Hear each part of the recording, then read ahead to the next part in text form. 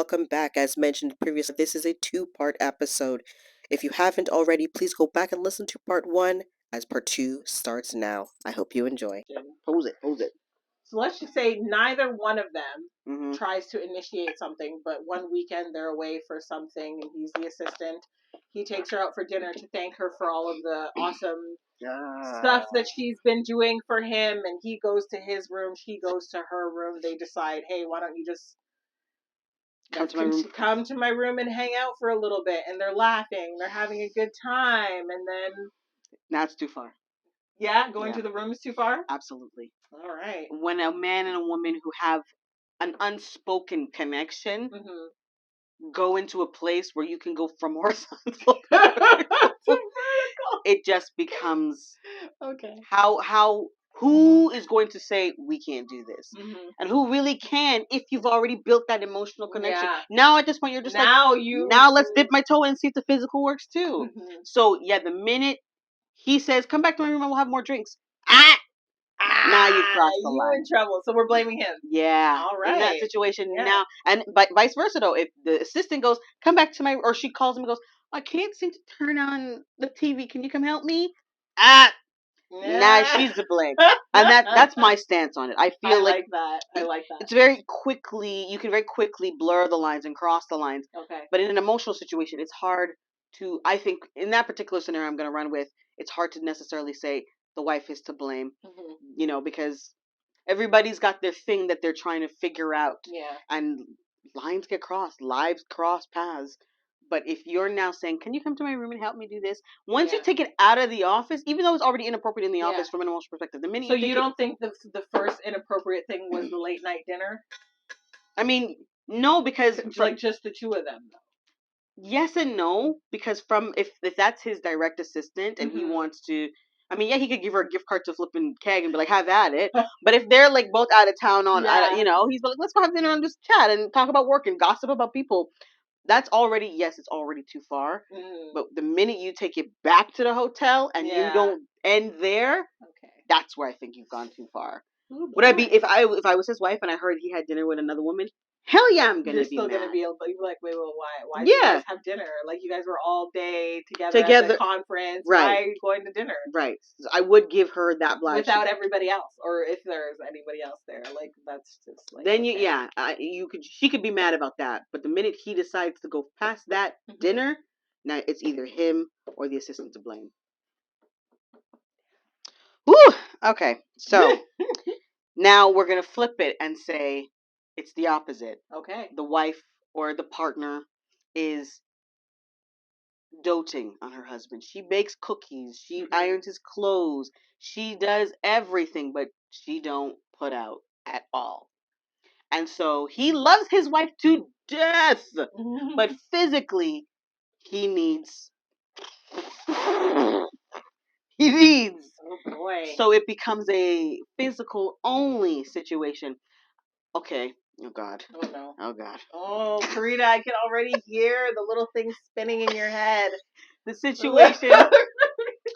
He loves his partner. Yes. He loves their life, but he wants physical. So he reaches out to either a woman who he knows or a woman who he transfers. He what? E-transfers. Like payment? Right. Okay. So, in that situation, it's physical only. Yeah. And then you, as the wife, find out. So you get your emotional stuff fulfilled with the wife, and she's not. And then the person who you're paying, that's a service. I feel like that's. I did not see that coming. Oh dear God! Paid for it. So if he goes out and says, "Honey, I'm just gonna get some milk," goes gets service and brings the milk back, he's good. Cannot.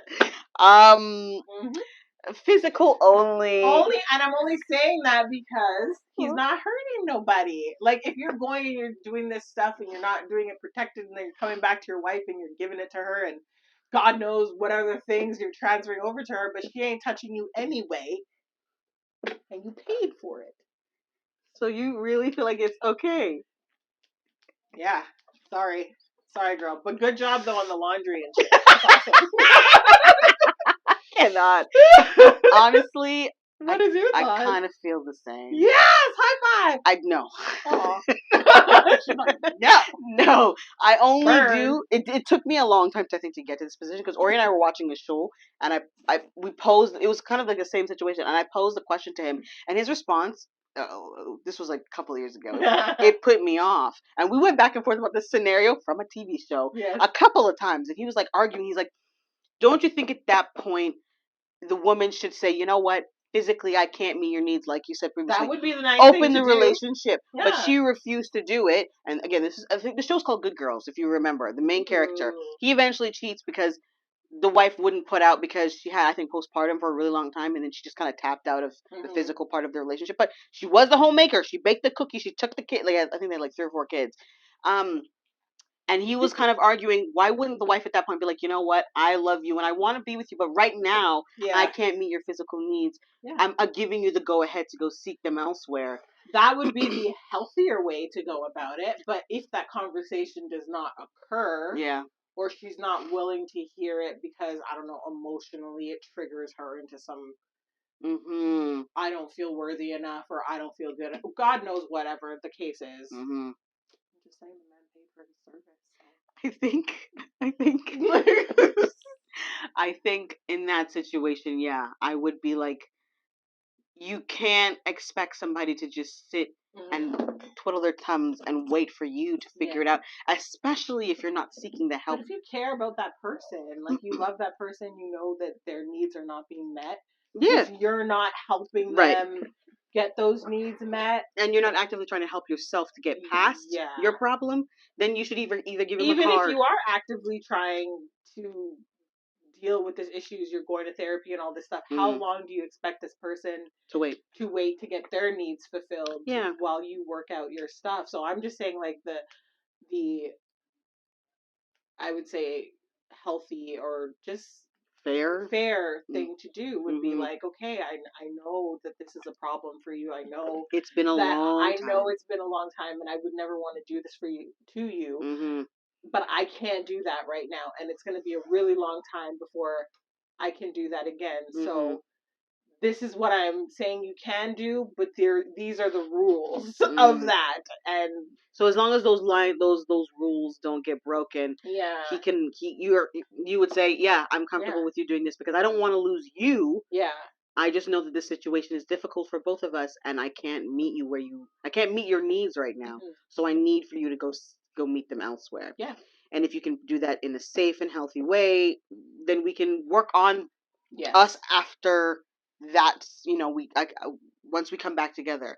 I think in that situation, because of seeing that show and Ori and I having a conversation back and forth, my position was sternly, he should be supportive and da-da-da. But then I started thinking, how selfish is it for you to be like, understand that I'm going through something and that I need you to be there for me and I need time. What about the time that he's lost with you? That connection, especially because a lot of men, their love language is physical touch. And they're not getting that, and they're slowly losing that connection to you. And I mean, you can't have that expectation with people.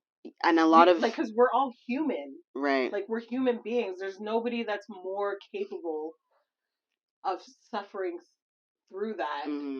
Like, it's not worse for her because of her mental health. It's worse for both of them. Right. Because both of them are not getting what they need. Like, her mental health is not being dealt with, or she's got these issues that are going on, and he's like, okay, well, what about me? Right. Like, I could be your husband. I could be there to support you. So I'm okay for, like, let's just say it's 6 months. You should be able to go without sex. And I only say that because women after childbirth, they're not always right away, like, let's get to business, because let me tell you, it's a nightmare after. So, like, you're welcome. Just a heads up. It did not become fun again for me for a very long time. But, I still sucked it up and I did it. But I'm saying, like, you got to give women that time to heal, and to deal with their stuff. But if it's like, we're going like 8 months, 9 months, a year and a half, and it's like your thought process is he should just be patient, That's too patient. That's too much. Yeah. Yeah. Yeah, I think in that instance, I give the man the oblige. Go for it. Go for it. And if she doesn't give you that okay, you're human. You have needs, and that was his argument to her. I needed to feel loved and touched. Not even loved, but I needed to feel that touch, and you wouldn't even touch me. Yeah. Like I would come and hug you, and you were like, like that makes people feel rejected. Yes. And I think a lot of women, myself included, can sometimes forget how important it is for men to feel wanted as much as we want to feel wanted. The same thing with women, where we're just like, sometimes it's not physical touch, but it's like attention, time, like sit with me, watch a movie. Yeah. Those are things that make us feel seen and loved and care about. Men have the same thing, and most of them want the physical. Although I did know a woman where her husband was that way. Yeah. He was not. Was he? Oh God. I'm gonna let that one go. We'll let that one go. Yeah. Okay. But I'm just saying, like, that's just, she was the one who was always asking. So my assumption is jumping to the next scenario. My assumption is that your stance would remain the same. Same. If the wife is dying and she cannot physically perform, and he wants to be with her, she should give him the allowance to go out and physically do his thing if she's dying. I mean, I think the least of her concerns is his sexual habits when she's about to meet Jesus. What? You good? But if that comes up, if I was just about to meet Jesus. Okay. So my thought process is, like, I don't know, I've seen it in movies before where the wife just tells him, like, go ahead if you need to. What if she doesn't? But if they never have that conversation, right, then you gotta do what if she goes into a coma and she never can give him the go ahead? At that point, she pretty much tappity tapped out. I mean, I'm for. I can't believe. What if she's in a coma? I know. How long is she in this coma? Is it 3 days? She ain't coming out. Oh, yeah. Like they're gonna pull the plug. Right. She's gonna be. Well then, boy, if she's comatose, you can go and have your cake and eat it too. Oh God. Well. Yeah, I'm gonna kind of agree on that one. Like, if she can't give you the go ahead, you would assume she would obviously realize I'm not, in no capacity am I really capable of being your partner. Yeah. So yes, go meet somebody. Go meet someone that you could spend time with. Go meet someone you could flirt and have lunch with. And while I sit here and wither away. All right, all right. Okay, we're gonna move on. Okay, so sex addict cheating. I was just watching Girlfriends. Oh, you know which episode I'm talking about? I do. Yeah, I just watched that episode and I was like,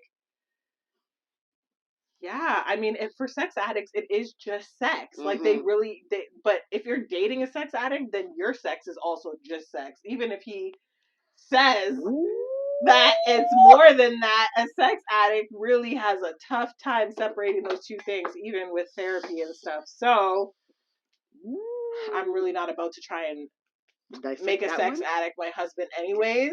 Sorry, I don't care. No, I'm not even gonna. No, that headache, I just don't need it. So, unless I'm into open relationships, but if I'm dating someone or I find out that he's a sex addict, I'm just gonna let him be free because I don't even want to try and chain him down. Okay, but what if he says he's working on it? Work on it with someone else. Ain't nobody got time for that. Ain't nobody got time for that. I'm sorry. I'm sympathetic to your disability, or what is it? I don't know. Is it a disease? Yeah, I think so. Whatever. Yep. Good luck with that, Joe Schmo. But I'm not about that life. So and if I am ever going to be open to that life, then it goes both ways. You can do what you it's open. Do. It's open at that point. It's gonna be open. Yeah. So yeah. It's so risky though with a sex addict. I'm not. Ooh, you got Karita lost. I want to sympathize with the person who feels like they are out of control, have no control, that it's just a need I need to feel like eating or breathing. But it's different because I can eat by myself. I can breathe by myself. Yeah, you can just go enjoy yourself. The minute you're with other people on a regular basis, and you're just going into restaurants and first of all, you're putting me at risk physically in a health perspective, sexually too, because when you're an addict, you're not taking precautions. You're not really thinking about if you don't have anything, you're just gonna go at it. Like there's the impulse control is not there. You're an addict. So how can I be committed to someone who has impulse control issues? And if you argue, okay, well, he didn't cheat with anybody on the streets, but he paid for it every single time, it's still risky. And now also if our finances are intertwined, you messing with my money too? You're messing with my money. Oh my goodness. It's just a headache I don't want. So if you guys, you can empathize or sympathize, whatever you want to call it, but it's just not a headache for me. Same thing as there's just certain types of people I won't try and marry or put on the list of men that I would marry. There's the what I'm willing to accept and what I'm not willing to accept. And sexual weird shit, I'm not into that. So okay. Oh my god. We're 55 minutes in. Okay. So next scenario is what if I'm gonna flip it now. Okay. You're in a relationship. I am.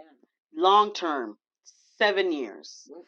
Not married, but not really caring about marriage. You're just in a long term relationship. Living my best life. And your old flame shows up and is like, what? No? There's not a single damn old flame that I want. Not you! Oh!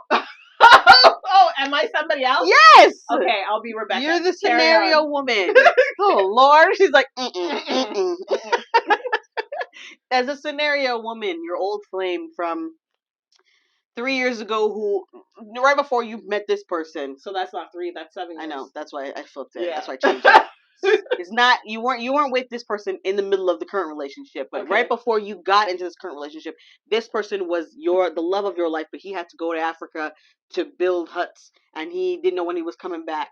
And so you moved on, came back? And then you met this person, and now you've been with this person for 6 years, and then Mr. Africa comes back. That's an old flame return. And he's now saying, your partner relationship be damned. Am I married? Nope. No. So I said not married. I said you're just in a long-term relationship. And I want a second chance. Do we have kids? You could. 6 years. I don't like this scenario. I love it. Why are you liking this? Because it's, I mean, I feel like there's so many different ways that life can flip you on your ass. Okay. I'm just going to, even though this is not me. Mm-hmm. You're looking at it from your perspective? I have to look at it from my perspective and my thought process. Okay. If I let my old flame go, my assumption is if I'm single and he comes back, I might open that door. But I don't know, if I'm talking from my own perspective, if I would have looked for another relationship if there were still deep, lingering feelings for that person.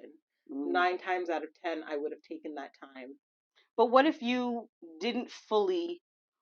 What if you, in the bottom of your gut, knew that was supposed to be a person, and circumstances didn't allow for you to be together at that time, and every 6 months, sometimes 2 or 3 weeks in a row, he popped up in your mind, and you just thought about him lovingly, not like, oh, I miss him so much, but just I like wonder what he's doing. I hope he's okay. Yeah. And then you're in the grocery store, and my mind goes, Rebecca. Rebecca. And you see him, and you're thinking to yourself, oh my God, is this the second chance that I always thought could be mine? I hear you. I 100% hear you. It's just I'm already committed to somebody, and I'm enjoying this person. This person is important to me and let me tell you, if I've invested 7 years in you, there's a reason. Yeah. Okay, it's not because I'm bored. So, sorry, flame's gonna go. I'm willing, because my thing is like, okay, you weren't meant to be mine. I'm gonna twist it again. Ooh, she's gonna twist it. That's how I would think. My thought process is, if you were meant to be mine, you would have been mine. And the relationship I'm invested in. So let's just say down the line that relationship ends. I might be open to opening the door for him again if he's available. But my thought process is like, if it's meant for me, it's not going to pass me by, period. So, fine. So he respects your situation. Yeah. And he says, you know what? I hear it. I'm happy for you. But you've always been important to me. I've always wanted to know what if you're okay. And I just want to be friends. And you decide to be friends. Really, girl? Dun, dun, dun, dun, dun. Really? And then friendships become a little bit twisted. Okay, well then I guess that depends, because if I'm super committed to this person and what the last thing I want is complications and mixed emotions, no friendship, sorry. That's tough. Yeah, because I can tell you this for 100%, I cannot be friends with someone that I used to. Not used to, because like here's the thing, I've had guy friends where we crossed that line, but I wasn't in love with them. Okay. So being okay with opening that door of friendship again was okay. It's sometimes lines were blurred, but I'm saying if I have feelings for that person, then no, friendship is not an option for me. Feelings, feelings, like lingering feelings, like you could have been the man of my dreams or the person in my life. If we already went down that road and there was a plan for us to, like, there's just friendship I don't think is possible when you've already done all those things, unless you're no longer interested at all in that person. But if for me, it's not like it's not like I'm not interested, but it's like the time has passed. Like, I'm now invested in this person. That's who I want to grow with. So funny enough, I wouldn't want him to do that to me. I wouldn't want him to go find some long lost love and be friends with them. Yeah, I'm not going to do it to him. I agree and I don't. Oh. Interestingly enough. Okay. Because I feel like there are there are things that are meant to be and there are things that are meant to be right now. And I feel like there are some situations where right now it can't be, but the universe gives you a second chance for a reason. Now, I'm not saying to just fluff off your 6-year partner, but if the relationship felt like it was already coming to an end, yeah, that's different. But I haven't left it yet. Yeah. Are you going to now jump out of that 6-year relationship and immediate? Here's what I'm saying, and for me, here's where the lines will blur. And this will never happen in my situation because I cut the mofo off. No, we both be cutting. Yeah, that door when it is shut, it is bolted. It is bolted. So it would Don't never even try. You will never get through it. No, and it would never happen to me. But I think if I were in that, if I was in Rebecca's position, and I felt like that was supposed to be the guy who spent the last 6 years with me. And I know that this situation, maybe I never accepted the proposal because I never wanted to be married. Because I always hoped that this person would come back. And the good Lord brought him back. I would be hard pressed to ignore what I feel like is a sign from God. And that's just my position. But you said if you were already planning on leaving that relationship. If I wasn't, right. What if you were invested? What if this person you were already picturing your life with and you had decided, this is who I'm invested in now. This is who I want to grow with. This is who I want to have a family with. This is who our friends groups are connected. We're not just together to be together. We're together because we love being together. You're telling me you'd walk away from that?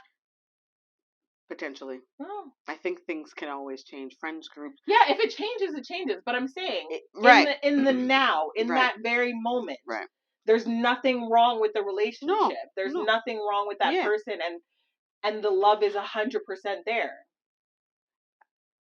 I would still be hard pressed to not want to. No, forget the want. Not wanting to, but doing it. Would you end? I would be hard pressed to not want to be her. Okay. It would be hard for me to let what seems like a super unbelievable second chance walk away. I'm not in this life. I've come to understand that even though you link yourselves with people, friends, relationships, I will always have to go to bed at night with the choices I've made for me. Yes. And if I have no kids involved, especially in that situation, and it's me and Mr. 6 years, and we've just been frolicking and having a good time, and it's been great, and there's nothing wrong with him, and there's nothing wrong with our relationship, then I have to ultimately decide, what do I want? Yeah. Because at the end of the day, when I lay my head down and I close my eyes, am I seeing Mr. Africa come back?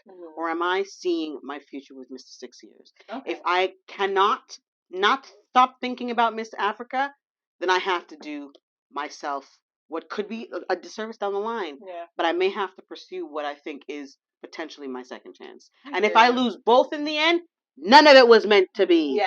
And I have to take that loss and eat it. But Yeah. that would ultimately have to be my decision. I just feel like sometimes in life when things happen, it's too serendipitous not to be. Motion detected at the entryway. It's too serendipitous not to be. Why are you being creepy? She always does that when people listen to her. It's too serendipitous not to be. Yeah. I hear you. To be just I hear you, off. but sometimes I don't really. It makes things messy. It makes things messy. And I'm not. But I don't always think about like someone coming back into my life as a second chance. I don't always put those two things. But it depends on the situation. That's behind. what I'm saying. It depends on it, right? Yeah. To me, that person coming back 6 years later, we're both still madly in love. I mean, if I'm madly in love with him, then obviously I can't stay with this other person. But if it's just like a, what could it have been?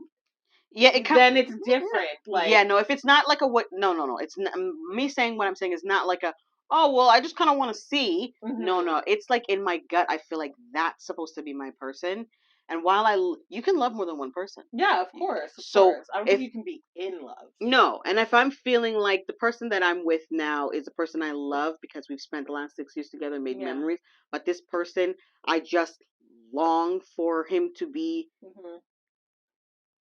with me, near me, beside me, even if I accept it in a friendship, to me, there's something there that I'm trying to ignore. And at some point, I fear the lines would cross. Yeah. Especially if I said, yeah, let's be friends. Now, me, Karita, not Rebecca, we're not friends. We're not friends. Lose my number. Don't email me. Because I have friends. Yeah. They're not people I've slept with. And I just don't want any kind of confusion. I don't like that kind of stuff. Yeah, you don't like messy shit. No, I don't. Yeah. But sometimes in some people's lives, that's all they're already in the midst of the mess. Yeah. And if the opportunity is there to potentially have what they want finally, I say go for it. No, I'm saying go for it if that's what you feel to do. Yeah. But I just know me, when I'm invested, I'm invested. There's a very little chance. That's the Virgo in us. We're very immovable. Like it's just I can be movable, but there's gonna have to be a whole big good reason, and there might need to be an earthquake, some shifts in the soil, tectonic plates. Because I'm just like, I'm not gonna invest 7 years in somebody, and then just be like, in general, it's hard for me to even invest. She's like, it's hard now. It's hard now for me months. You're lucky if you get 6 months out of me of consistent anything. Okay, so if I've invested 7 years, it's for a reason, and I'm not likely to walk away from it unless it's troublesome and it was already at the end of its yeah, fair enough. Roller coaster ride. Okay, we've come to our final scenario. Oh my god, really? Final scenario is, I can't read your handwriting. I know, that's good. I know. Final scenario. You're in a relationship. I'm going to flip it again. Oh, no. You're in a relationship. Okay. You're a husband. And you have 2 kids with your wife. And your wife is a traveling, I don't know, something or another in her job. And you find out she has another husband and 2 other kids. No, wait, we can't do that. He would not have noticed. He would have noticed. How could she be pregnant? How could she be pregnant? No, let's flip it back to the original scenario. You know, man, you could go drop your seed anywhere and nobody would notice. Right. So he has 2 families. Okay. Now, the wife is subpar. She's not the greatest in anything. But no, she's not like the greatest homemaker. She's not the great. She doesn't keep jobs long. She doesn't give him the sexy time all the time. Why is he with her then? But they have 2 beautiful kids, and so he goes on his business trips, and he has another wife, Conchita, over there. Who do we blame in this situation? Do you blame the disconnected wife? Or do you blame the man who has a whole other family? And the wife over there doesn't know. Whether she's disconnected or not, if he wanted to have a whole other family, he could have told her that shit. So he's still at fault. P.S. I'm going to have another family over here with Conchita. You good with that? Conchita, you good? But no, the person hiding and lying when they don't need to, or when it only benefits them. Mm-hmm. He's the only one who benefits from this lie. She doesn't. She's living in Wonderland. Mexico. Conchita. Yeah, she's just, shimmying all over the streets. But I'm just saying, like... Sorry. I'm just saying, like, no, he's at fault. He's at fault. You can't just be like, oh, my wife is like... Okay, so what about if Conchita knows? What if Conchita knows? Conchita knows? Is Conchita the other woman? Conchita's the other woman. He's still at fault. Conchita's not married to this flimsy lady. He is. I think both are at fault. I think Conchita I'm going to play devil's advocate and say no. I think Conchita is at fault because first of all, you're at fault because you are choosing a man who's going to split his time between you and your kids. But is she complaining or is she happy with it? I don't know. I don't know the full details. We got to find out how Conchita feels about this before we start telling her how she should be. But the kids are deprived of their father being there fully present all the time because he's always watching because, he knows I got to leave next Sunday to go back to Janet over here. Did you ever watch TLC with that girl Chantal and her weird family? I love Chantal. Yeah, so her husband, whose name I don't know. What's his name? Pedro. His father, his birth father, was married. Oh, he did that. He did the He had 3 children, and then he had children with Pedro's mother. And the mother knew he was married, and she was okay with having his kids, and then eventually he stopped seeing the kids with her to focus on his marriage. And so he went and met up with his brothers after his father died and everything, and he was just like, he felt abandoned. But then he yelled at his mother. He was mad. He's like, why would you do that? You knew he was married. Why would you even want to sign your kids up for this? That's my point, though. Yeah, but I'm saying still, the man was still at fault. No, because in that scenario, you just said it. I mean, the kids woman are going to be mad at but they're going to be mad at the person who was there. They're not going to be mad at the father. He's gone. But you could have still said to the father, like, Pedro's sister was upset. No, Pedro's sister was upset at the father too. Oh yeah, because he made an unfair decision. Yeah. You chose to have 2 families and split your time between 2 people, and then eventually drop us like dogs. You guys, So it is. I think it is both the father and mother, especially when the other woman is fully aware of the situation. It is her fault as well because she's putting her kids now through that heartache. Fault, but that's why I said, like, is she? That's why I said, how does she feel about it? Like, is she? Because, like, let's just put this out there. What if she's a woman who just wanted kids and support financially? But she didn't want him as a husband. She didn't want him to be around all the time. She just wanted to have her kids, and she met someone who was willing to give her that and leave her alone.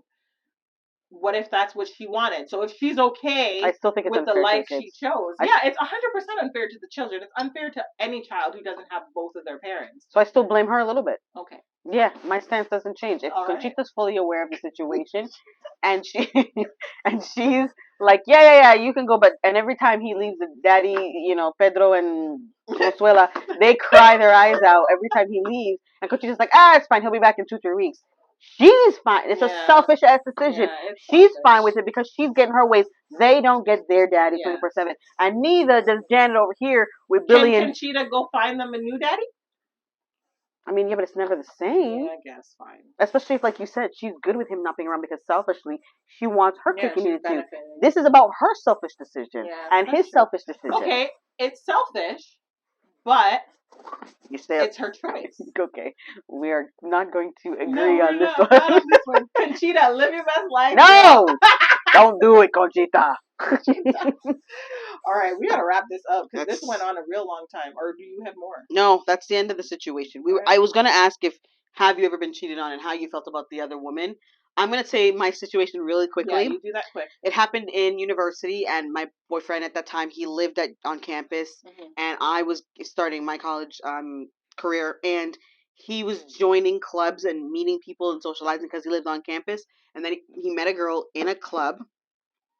And he started to date her while dating me. And I found out because he ghosted me, son of a bitch. And I remember one day I was talking to my girlfriend. I was like, I haven't heard from him in forever. And I would call him and he stopped answering my calls. My girlfriend called him. So he didn't break up with you? No, punk. Boy. And so my girlfriend called him and he explained to her, I met someone new. And she's like, so you couldn't just break up with the girl? She's in university too. She could have found herself someone else. I remember she cut. Okay, how long didn't you hear from him? When you said ages. He ghosted me for like, I want to say 2 weeks. And at that point, I'm at the top of my, like, I'm about to go to his school and call his name until I find him. His whole full government name. Because you thought he was dead or because you felt rejected? Because I knew something was up. Because after that last visit at his dorm, he started to be weird. I'm really busy with classes, and I joined this after this club, and I was like, what are you joining clubs for? Who needs to do that? Why? Yeah, so that's my situation. I could say his whole government. Still remember it till this day. Because when I don't forget, I don't forget. Expose your ass. But honestly, I don't blame the girl he met in the club. Because she's looking for her little boo too. I blame him fully in that situation. For not being man enough to end it. Yeah. Because what the hell? Even though he wasn't a man. He was very much a man-child. That's the only time. Yeah. Is that the only time I was cheated on? Yeah. I think so. Yep, that was the only time. Well, I have both been the cheater and the cheated. Yeah. Not like in a, like, I don't consider it that big of a deal. It was just like I kissed somebody. It wasn't like I slept around with someone and I continued a relationship. It was like something happened, lines were crossed, and I was honest about it. So I'm the better person. But and no, I've been cheated on and it was terrible. But the terrible part wasn't the cheating as much as it was finding out. No, it was mine was catching them. It was the lying. And then I remember when I caught him, he blamed me. Like he said it was because I wasn't being affectionate enough or taking him out or doing things with him, like giving him the attention that he wanted. And I'm like, you didn't ask for the attention. You didn't have a conversation with me or say that this is what you wanted. Things were like, this is how you thought he was good. I thought he was good and he was not good. And he instead of telling me he was good. And then when he got caught, he decided, well, it's your fault. I'm like, well, I wasn't even there. So I don't understand how it's my fault. But years later, now I realize like that relationship was not meant to continue. So it's not as, it was just annoying because not only did you lie, like for me, when I did cheat, when I crossed the line, I was honest about it. I admitted it. Yeah. We worked it out. We still stayed in a relationship, but he was a little, sensitive for a while. Yeah. But I'm saying like I took ownership. It's the not taking ownership and then gaslighting and throwing it in my face when you get caught that I don't like. So that's a character thing for me. Now it's you have really bad character. So yeah. Ultimately, I think we've come to the decision that even when it's her, it's always his fault. Yeah, it's always his fault. This isn't an episode bashing men either. Yeah, but I feel like in a lot of instances, men have whether the power. It's a woman or a man, whoever is cheating, if you're doing something and you're hiding it, and you're the only person benefiting from doing it, you are the person that's at fault. You are at fault. Yeah. And with that, we are going to wrap up this episode. Thank you again to our listeners and viewers for giving us this suggested topic. We ran an hour and 16 minutes. So we're going to do a part 1 and a part 2. This will definitely be part 2 of what you'll be seeing the end. Yeah. Yes. Thank you for watching, and we will see you in the next episode. Oh, please don't forget to like, comment, subscribe, listen on Spotify, Apple Podcasts, watch us on YouTube. Instagram. Watch us on TikTok. Everything. We appreciate the support. Yeah. We're trying to take this big thing worldwide, ladies and gentlemen. And with this topic would not have happened without you guys. So thank you. Keep it coming. Yeah. We'll see you in the next one. Bye.